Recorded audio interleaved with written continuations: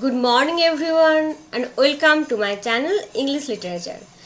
Today we are going to talk about one of the major aspects of Renaissance, that is exploration. Renaissance is at the same time an age of exploration and an age of discovery. Renaissance did not remain confined to art and literature but spread overseas. The most significant effect of the Renaissance was exploration, discoveries of new land. Renaissance mind was infused with thirst for learning, not confined in the four walls of own country, but discovering new territories, new areas. What is beyond this limited perspective? The Renaissance explorers supplied the fresh impetus to the stagnant medieval arena and widened the existing horizons.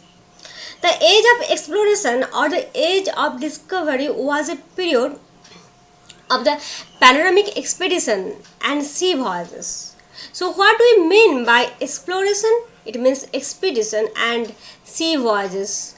The Renaissance the Renaissance people, Renaissance thinkers, they want to expand their horizon of living, and that took place during 15th to 17th century throughout the Europe. In search of new routes, the European countries set out. Three major motivation, 3G, 3G not, I am talking about network. Okay, 3G, that is God, greed and glory. These 3Gs are the primary motivation for the people to go out. Curiosity.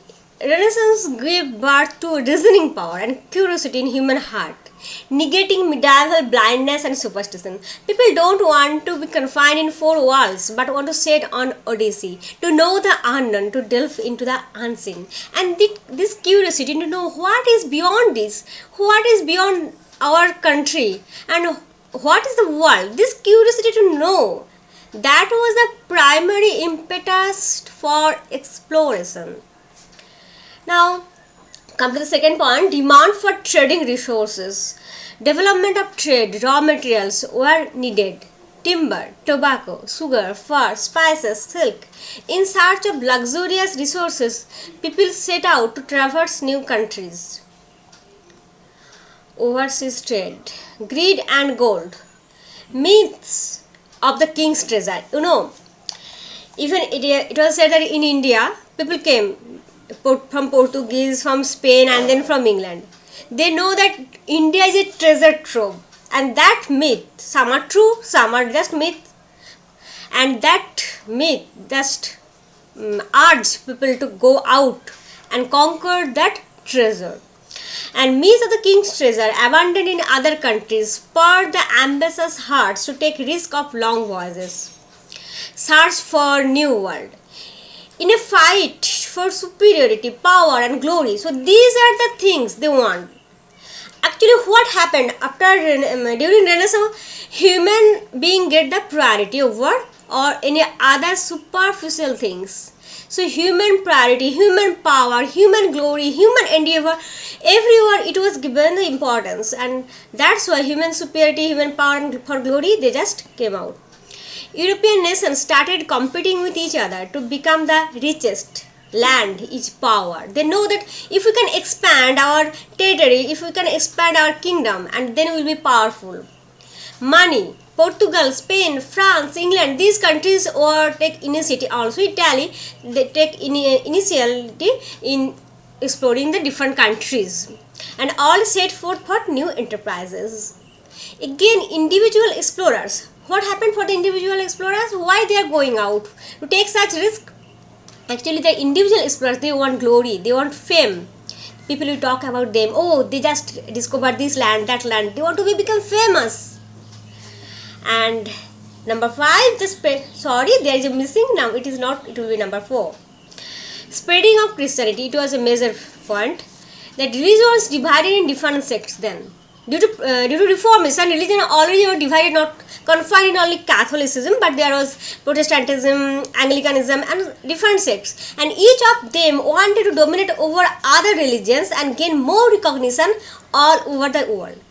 So they started encroaching on other countries to preach, to convert them, the natives, the aboriginals. They want to convert the native people, the aboriginal people, into their own religion. So what will happen then?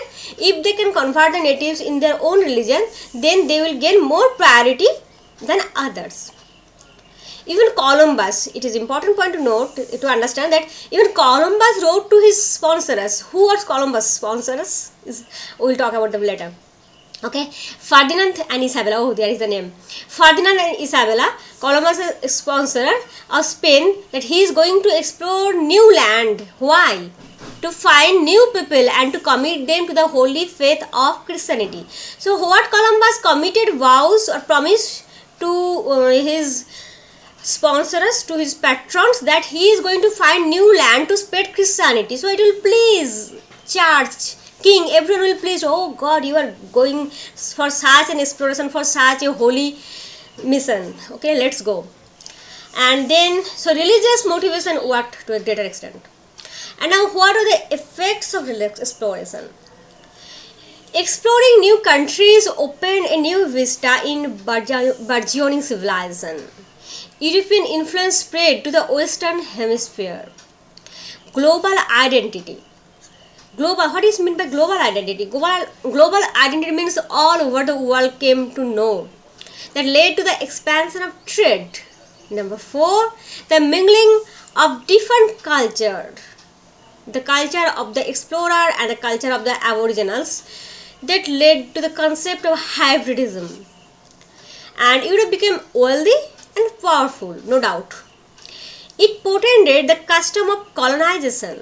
So with this, it is the most vital point, that with the hand of exploration, it comes colonization.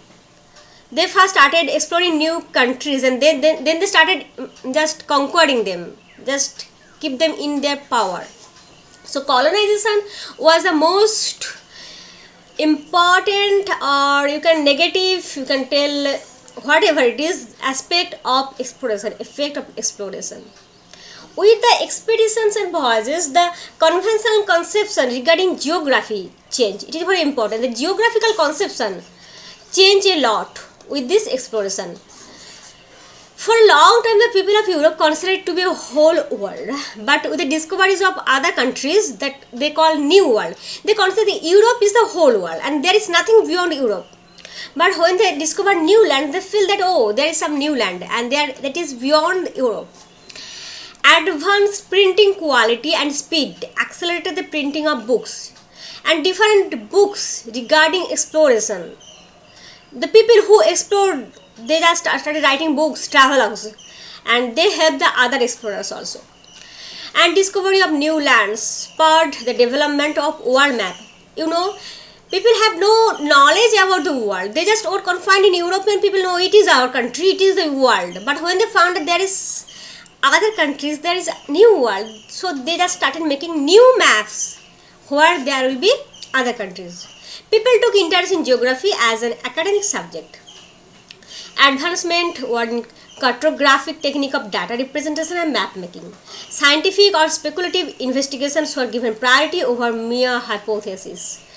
And different schools of geography and exploration were set up for encouraging the explorers and teaching them the different ways of exploration. And everything people tried to understand, and with logical deduction. When they came out from their confined comfort zone, they found that, oh, that is that, and there is so much thing to explore, so much thing to know. That limited worldview, that confined unlimited worldview just expanded to a lot of different countries that took part in the expedition. Okay, now you see the different countries that took part in the expedition. Number 1, Portugal, then Spain, Italy, England, and there are Netherlands and all other sea coast countries. Actually, for the sea coast countries, it was more helpful to take part. So the sea coast countries take the initiative in exploration. Okay, Italy, being a trading hub, was well expertised in exploring sea routes. We have already talked about a lot on this, that how Italy became a sea route due to crusade, etc., etc. Okay, Italian explorers dominated the sea routes on different missions. So I don't want to go to details here. Portugal was the first country that made significant progress in exploring the Atlantics. Prince Henry of Portugal, he is also known as Henry the Navigator. He took a significant role in patronizing the explorers on different sea voyages. Though he never embarked on an exploration journey, under his patronage, age of discovery gained the quick feet. Okay, he created maps to get a concrete look on the sea route. So Henry the Navigator himself did not take part in exploration, but he patronized, inspired, helped the explorers to a greater extent, and he created maps to get concrete look over the sea routes. He established navigation school, and in this way he helped the explorers, the sea voyagers. Finding Portugal in glory, Spain started, oh, why I should be backlagging. It also emerged in the field of navigation, Spain. And who are here? The major role, the patron is Ferdinand and Isabella, who was the patron of Columbus. Columbus was from Italy, but Ferdinand and Isabella from Spain helped Columbus in his sea voyage. They started financing expedition. Actually, you plan to go somewhere, it needs a lot of money, lot of manpower. You have to make a ship, and must have all the equipments you needed. So it is not so easy to just proceed. England's Tudor King Henry VII, and in England who just backed this, it is Henry VII. He commissioned the navigators into the expedition. John Cabot was among them. Okay, here now we'll discover, and I'll talk about, there is a chart, major explorers and discoveries. What you can see, this chart I made for you to understand better the person, the explorers, the voyagers, and from which country they originate and where they just explored. First, Bartholomew Diaz from Portuguese. He was a Portuguese from Portugal. He sailed around the Cape of Good Hope, discovered the gateway between Europe and India as well as rest of the Asia. You can have a look at Bartholomew Diaz. Now, Vasco-da-Gama, he also from Portugal, sailed around the Cape of Good Hope and reached the Calicut in India in 1498. Okay, here it is Vasco-da-Gama, you can see. Now Ferdinand Magellan, he is also from Portugal. He circumnavigated the world. It took 2 years. You can have a look at Magellan, and also you can have a look at the at the map. You can make it just expand. You just make the map extend in your screen, and then you can have a look. Then Magellan just circumnavigated the world and how he did that, and when and from where. And now Marco Polo from Italy. He traveled far east from his hometown Venice. Have a look at Marco Polo. And then Christopher Columbus, also from Italy, he sailed in search of a quicker route to Asia and reached Bahamas near America. Christopher Columbus, and you also can, Columbus's voyages, this sea route, you just have a expand it and you can find the route. There are 4. You can find, I don't want to make it dirty. And there are 4 routes you can find that Columbus takes these 4 routes to go. Now Amerigo Vespucci, he is also from Italy. He discovered America, and America is named after him, that is America, from Amerigo. Have a look at Amerigo Vespucci and also look at the route that Amerigo Vespucci took to reach America. John Cabot, he is from Italy. Newfoundland, he explored Newfoundland. Captain James Cook from Britain, and he is from Pacific Ocean. Okay, you can have a look. This is Vasco-da-Gama, and it is a cartoon picture. He is for Calicut. Tools of exploration. Now we'll talk about the tools that they used for exploring the countries, and while they just engaged in sea voyages, what tools they take to keep themselves secure in navigating the ship and keep the for north, south, east, west, these things, how they can do that. Due to the advancement in technology, different tools and technologies were introduced in the navigation field. Okay, we already learned that Renaissance gave birth to different technologies, and when the technologies became enriched, they also invented different tools for voyages. And the first of these tools give them security, it make them safe and easy. Astrolabe. What is astrolabe? It helps the sailor to figure out the location of the sea, to read the stars, to navigate. Today we have map. We can just Google map, just give the name and you will find that.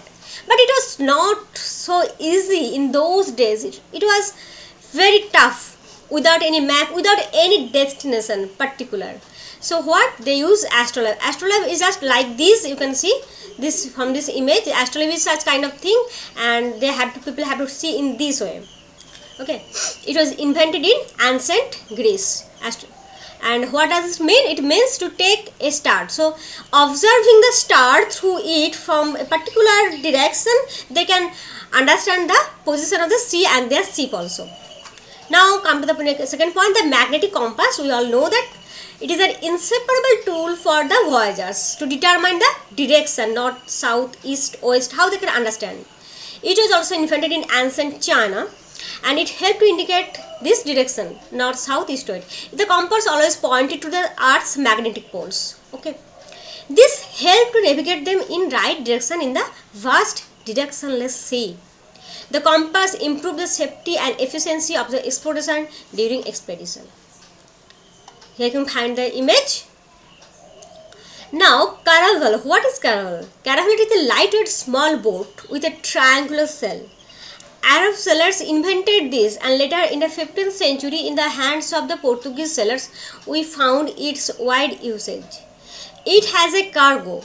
It is a cargo hold, and it can defend against the wind. It was cheap to build, and it can be used for various purposes. You can use it as a trading ship. Also you can use it for going somewhere in very rapid speed and for warfare. It is you can use it in various ways. So it was very popular then, caravel. You can find this triangular sail and this lightweight body. Again, there are cross staff, back staff, sunglasses, sunglasses, traverse board, etc. that help the mariners in various ways to measure the distance between Polaris and horizon, to calculate time, to hinder direct sunlight on the eyes of steersmen. To hinder when the steersmen, what the steersmen do, they just like steering, steer in every vehicle that is steer. So there the direct sunlight was coming and just appear in their eyes, so they cannot see properly. So what this stuff do, that back stuff, they just hinder the direct sunlight from coming from the sailor's eyes. Okay, now there is cartography, that is map making.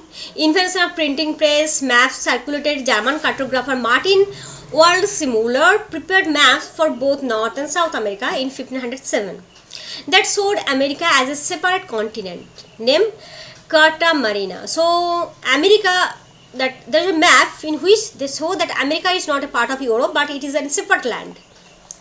This is an improvement in cartography, and map making made it easier to probe deep sea. Actually, you must have some direction, must have some idea. Without it, you will be just like a ship in the vast sea, and it is very tough and it is very insecure. But you must salute the explorers of that time, when they just go out in long voyages to discover new lands. What a brave soul they were.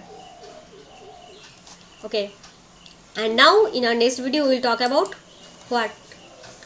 Exploration, and we will talk about Renaissance men or Renaissance timeline. And these are given two videos on Renaissance, that is Renaissance men and Renaissance timeline. Okay, bye.